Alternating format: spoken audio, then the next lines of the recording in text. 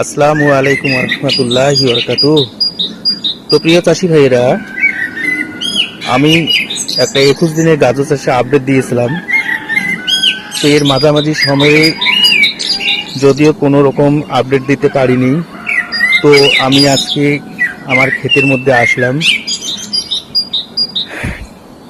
যেটা হচ্ছে, এটা আমার 55 দিনের গাজর।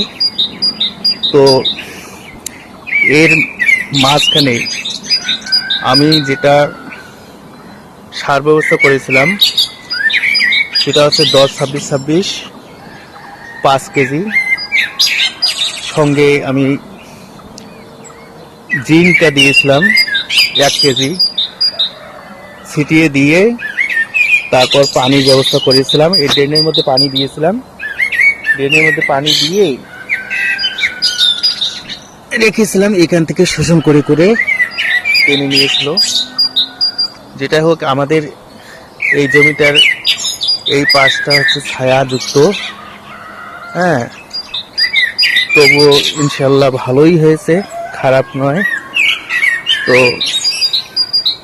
আপনারা যদি এই গাজর চাষ করে থাকেন, অল্প খরচে অধিক লাভ হয়ে যাবে। আসসালামু আলাইকুম।